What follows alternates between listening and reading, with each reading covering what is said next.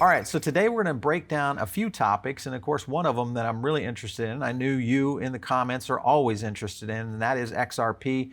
Kind of talk a little about where it's going and maybe where the direction might be for this great underdog in the crypto space. My name is Paul Barron. Welcome back to Tech Path. Joining me today, you know her by the name of Crypto Wendy O on YouTube. Welcome to have you back, or have you on the show. Great to have you for sure. Thank you so much for having me. I really, really appreciate it. I'm excited to talk about crypto and blockchain and all that fun stuff. Very cool. Wendy, all right, you're based in Los Angeles, right? That's correct. Born and raised Okay, Los so Angeles, I'm California. kind of I'm kind of curious. What is the crypto community like there? I mean, we're here in Miami, and it's kind of become an evolving crypto community and just blockchain community in general. What's it like in Los Angeles? Because you have access to one, the biggest business, show business, but what else is going on in the crypto community there? Not a whole lot, really.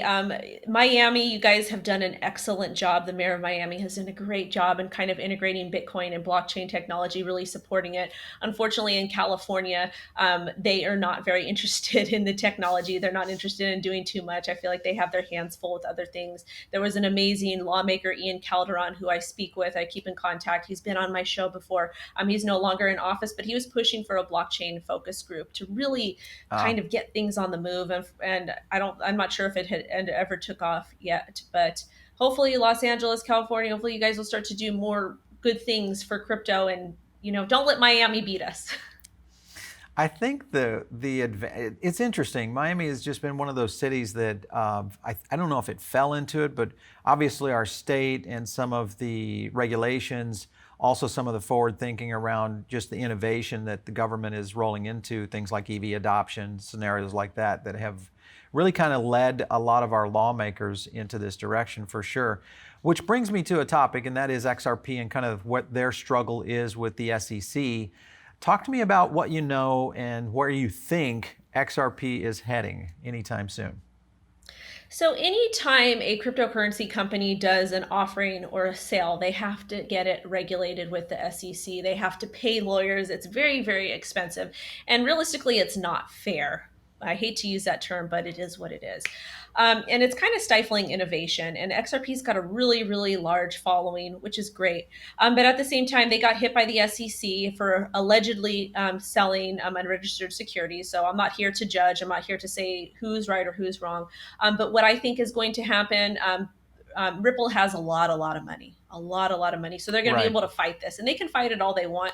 But I think just kind of looking at past cases with the SEC, because I also do read SEC statements, all of those things. I feel like that they will probably settle, because it's going to be. I mean, how hard is it to fight the SEC and win? I don't know how many. I don't know a whole lot of Exactly. people that have. So Yeah. what happened? What will happen? They will probably settle. Things will be okay. They'll continue to go to business and continue to produce, hopefully. When you look, okay, so that's one challenge that they've got to overcome, whether it's a draw or a win. Obviously, a loss would be a problem, both for XRP, but also for a lot of other, targets out there for the SEC, because I think there's some other projects that the SEC is concerned about, and that will be the question that really, at least I'm concerned with. And the biggest deal I think that we're going to be looking at is if they come out of this. I shouldn't say if, when they come out of this with somewhat of a draw and they can get back to business of running Ripple and kind of the future. When you look at that project itself, what are your thoughts about the project overall? Do you like it? Are you feeling good about it? So and that was my 4 year old that came in to come say hi to mommy. Mommy's filming, and this is the joy of getting to work from home. Is I get little Yeah. cute interruptions. She puts silverware, or not silverware, but plastic her utensils under the door for Just in her case personal station. you need a snack or anything. Yeah, just in case I need a snack. But realistically, as far as is XRP and Ripple goes, it is more of a centralized project. It kind of does contradict the ethos of Bitcoin, and that's just my personal opinion. It's not here. I'm not here to shame, to slam anybody, to say negative things. If you like the Right. coin and the coin is making you money, and you believe in the ethos, you believe in what it's doing, more power to you. I like positive competition in the space, and realistically, altcoins have brought a very, very positive competition to the space, and I feel like they've kind of forced people, Bitcoiners and maximalists and developers, to kind of be better. Yeah. Because if there's no other competition, then I feel like innovation just kind of lays stagnant. So as far as XRP goes, it is a more of a centralized coin, which is fine. But I prefer to kind of put my money with something like Bitcoin, which is a little bit more decentralized. And I also like the ethos a little bit better behind it. Yeah, for sure. Okay, so the XRP Army, I know you guys are watching in right now, I'm sure. Why is it, Wendy, that this, because out of all of the different tokens and projects that we review here on TechPath, XRP always seems to get the most views, the most comments. It's a rabid community out there. Obviously, it is one of the OGs in terms of the cryptocurrency space. Do you feel like it's just that they've been around a little bit? They've seen kind of the blockchain, so to speak, and have just been able to do a good job at penetrating the market. Personally, for me, I think that projects that have a very strong community tend to do well because they're buying and selling amongst each other. They're providing liquidity, so that's one aspect. And they've also done a Right. great job at marketing and creating a lot of different partnerships and hype. And the difference between XRP/Ripple is they have the money to do so, and they probably have people working for them that are able to market. They've got a good PR team behind them, all of those things, and those things matter. A lot of people don't like marketing in crypto, but at the end of the day, you do have to market. You do have to reach different types of people. Right. And some of the things that XRP Ripple is promising, like that they're like the cross-border payments, those types of things. Mm-hmm. In reality, all other cryptocurrencies offer the same feature. They offer the same Yeah. exact feature. All cryptocurrencies are for P2P transactions, cross-border payments, fast transactions. So I feel like they've done a very good job at marketing themselves. But again, I'm not really big on centralized technology because that's really kind of what we're trying to break against or fight or break out of when it comes to cryptocurrency and Bitcoin. Yeah, for sure. Okay, well, in talking about Bitcoin, I want to transition, and that is, obviously with El Salvador's move, basically moving to a Bitcoin as a currency. Then you have kind of Jack Mallers and his company Strike involved, and Tether is connected to this. What are your thoughts on kind of this whirlwind of things that are happening in South America, especially El Salvador, in terms of the way they went about going into accepting Bitcoin as a digital currency? I am so happy you asked this question. The fact that El Salvador is with it, they understand the issue. They understand that there's an inflation problem. They understand that there's a lot of people in their country that are unbanked. They understand that their economy might not be the strongest, but Bitcoin is such a powerful marketing tool, very, very powerful marketing tool. And the fact that your country is saying we're not going to do capital gains, we're going to offer people residency, we're going to allow you to buy homes here, and whatnot. They're essentially what they're doing is they're opening their borders to people that do have a little bit of money, and that money is going to flow essentially going to kind of trickle down and flow to the people of El Salvador. So a lot of those that maybe were not having the best quality of lives, they're going to be able to capitalize on that business, on that new money coming over. I think it's an absolutely beautiful thing. You can love or hate the president for whatever reason of El Salvador.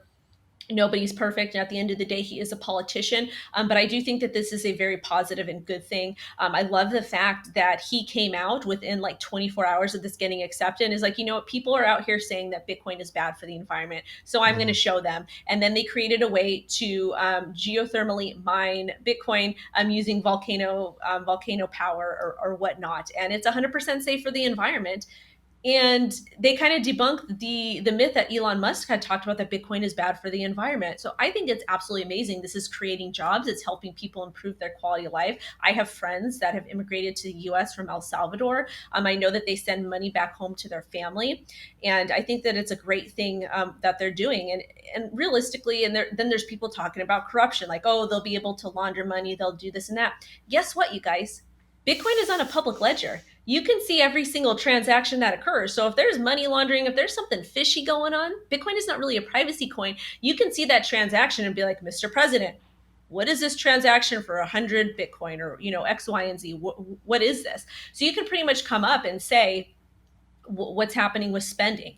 And I think it's a Yeah. really great, transparent way. Bitcoin is a great way to hedge against fiat currency with inflation rates and whatnot. So I think it's a very bullish thing. I think it's very empowering. And at the end of the day, if it's going to help improve the quality of life of people from El Salvador and other places in Latin America, I'm here for it. That's why Bitcoin was created. Bitcoin was created out of the 2008 housing crash. It was created for poor people like myself. It was created for the middle class like myself. And now we're seeing power being restored back to the people, and I'm here for it. I like the approach there, especially when you look at how countries, well, El Salvador, yes, they have their problems. Obviously, they're taking some heat from the World Bank right now. Hey, listen, we're kind of concerned about this. There's been a scenario where, obviously Strike, which is the payment application that essentially is going to kind of convert the dollar, which most of the El Salvadorians use the US dollar as basically their currency of choice. In terms of general transactions. So essentially all of that could potentially get digitized pretty quickly, depending on how much adoption within the community itself rolls into utilizing those applications, such as, because I know they rolled out Strike in a lot of the banks, which would essentially give you a mobile or digital wallet, being able to obviously do transactions with all the merchants and things of that nature. So it's going to be interesting to see how this rolls out, because that's been a very I won't call it the black market, but just like here in the US, there's a large part of our society that works on cash. And it's usually the unbanked, which is the same scenario in El Salvador. We just have a lot more of them because of our immigrants that are here. And you've got a huge amount of even people who could get a bank account who choose not to. And that in itself, if you go to a digital wallet, you're kind of circumventing the whole need, which would just play beautifully into cryptocurrency, Bitcoin especially, of it being a great opportunity for people to use it as a growth mechanism for their economies, and and also kind of connecting the dots of the unbanked and the parts of society that have chosen to maybe opt out over time. So it's going to be interesting to see how that plays out for sure. If you look at other countries within South America or maybe across the world, we've seen Paraguay has talked about it. We've talked and seen countries in Africa that have already started to move in this direction, that are at least kind of prepping for it. Then we're seeing all kind of projects from Cardano to a World Mobile Token, or the World Mobile people that are moving into that space. Do you see any one of those any one of those areas that could maybe be the next domino that falls? I can't really comment on that because at the end of the day, each country is going to do its own thing. They're going to be the ones that are going to decide what currency that they're going to accept, or if they're going to integrate Bitcoin. I Right. think it's just kind of a guessing game right now. And also, too, we have to understand there's a lot of stuff that happens behind closed doors. There's a lot of politics with these countries. They have alliances. There's money being sent back and forth. All these crazy things. So I can't say who's going to do what, but what I can say to the audience is follow the money. Follow who's working with who, follow who's exchanging money, who is bartering and who's trading. Pay attention to different treaties and whatnot, and then you can kind of see who's going to be picking this up, and Yeah. maybe the next mover. But I mean, right now, as far as Bitcoin accepting El Salvador's legal tender, it's such a massive thing for adoption and for getting people interested in Bitcoin. And really, when you're talking about Bitcoin, it's more than just like, obviously we all want the number to go up, but still at the same time, at the end of the day, Bitcoin forced me to learn about the federal government, to learn about quantitative easing, to learn about inflation, to learn about where my money was going and what it's being used for taxes. Bitcoin is a tool to empower, besides being self-sovereign, besides being free. But it's really a powerful tool to get people thinking about the history of money. Yeah. So would you be for more regulation, or do you feel like that's just going to create a problem in the cryptocurrency space? I'm on the fence with that, and while I'm on the fence with that, there needs to be some sort of regulation when it comes to some of the smaller stuff. Like with Bitcoin is money to me. It is money. It's an asset. It's like gold, like diamonds. And the reason I'm using those examples because I believe that it will hold and appreciate its value in the future. I do think there needs to be some sort of regulations when it does come to altcoins. I think that the government needs to give us a more clear guideline of how do we pay our taxes.